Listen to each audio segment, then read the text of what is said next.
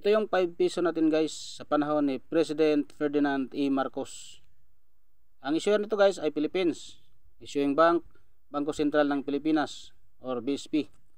Rolling Authority, Republic 1946. Meron siyang type na Standard Circulation Coin. At ginawa ito guys noong 1975 hanggang 1982.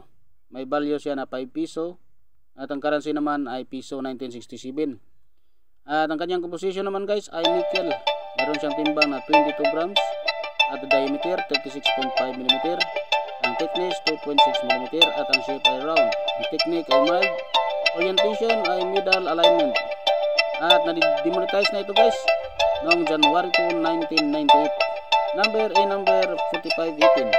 At ang kanyang reference number KM number 210. Show number 68. Series The New Society. At ito naman guys ang ating obverse, coat of arms of the Philippines. Meron siyang script na Latin at ang kanyang lettering Republika ng Pilipinas. 5 piso FM. Translation, Republic of the Philippines.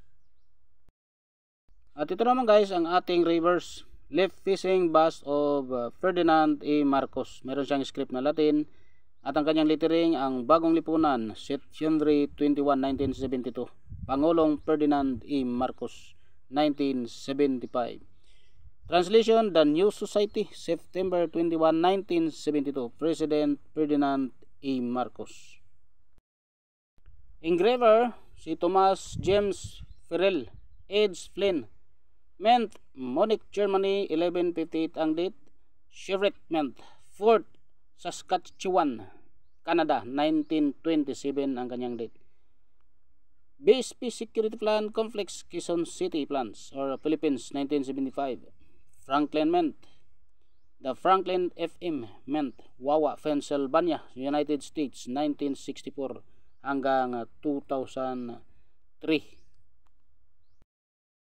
Ang 1975 natin guys, KM number 210.1, meron lang siyang 74% sa 20 million pieces ang ginawa. Meron siyang verify na 130 pesos, extra fine 130 pesos, about uncirculated 130 pesos, uncirculated 160 pesos. Ang 1975 FM KM number 210.1 MET, mayroon siyang 2%.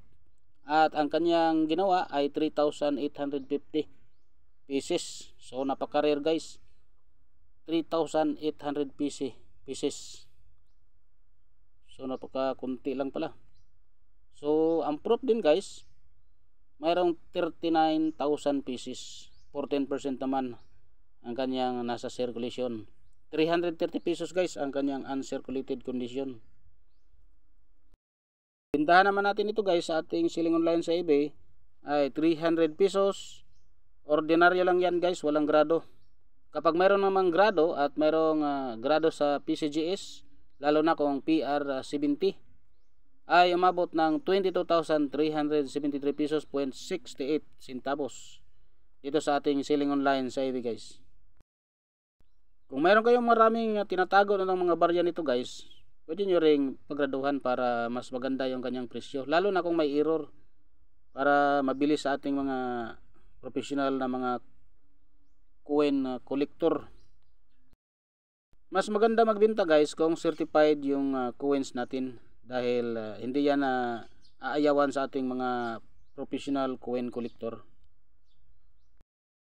Maraming salamat sa panood guys at God bless sa ating lahat.